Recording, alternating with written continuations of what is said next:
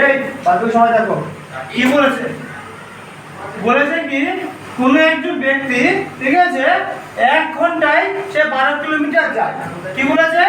12 kilometre per hour মানে ঘন্টা প্রত্যেক ঘন্টায় সে কত যাচ্ছে 12 কিলোমিটার যাচ্ছে ঠিক আছে এবার সে কি বলেছে 2 কিলোমিটার রাস্তা তার বাড়ি থেকে বাজারের দূরত্ব 2 কিলোমিটার ঠিক আছে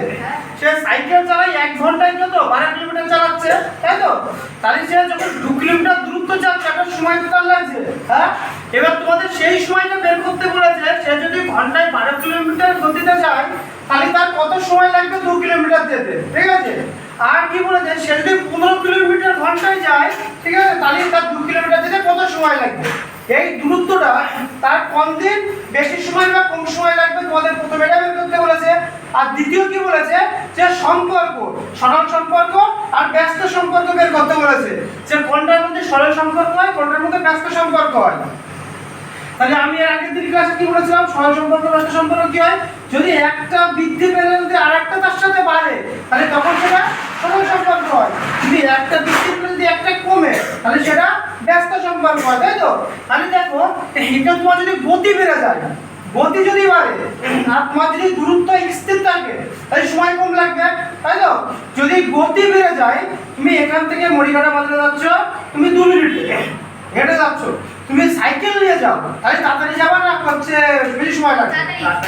তাড়াতাড়ি লাগবে কেন তোমার গতি বেড়ে যাচ্ছে তবে একটা বেড়ে গেলে একটা কমে গেলে তাহলে সেটা কি সম্পর্ক হয় ব্যস্ত সম্পর্ক আর যদি একটা বাড়লে আর একটা বাড়লে কি সম্পর্ক সরল সম্পর্ক তাহলে এখানে কি বলেছে এই যে 60 দিয়েছি 60 হচ্ছে মিনিট ঠিক আছে 1 ঘন্টা সমান কত মিনিট 60 মিনিট সেই জন্য আমি এবার মিনিটে করছি এখানে ঠিক আছে তাহলে আমি কি বলছি 12 কিলোমিটার যদি ঘন্টাতে যাই ঠিক আছে তাহলে 2 কিলোমিটারের কত দূরত্ব অতিক্রম করব তাহলে কি বলেছে এটার মধ্যে কি সম্পর্ক হবে হ্যাঁ এর মধ্যে এটা সরল না ব্যস্ত ঠিক করে বলো কেন বলো কেন কারণ বলো সময় লাগবে 60 ঘন্টা দূরত্ব 12 ঘন্টা আমার 60 মিনিট সময় লাগছে কিসের জন্য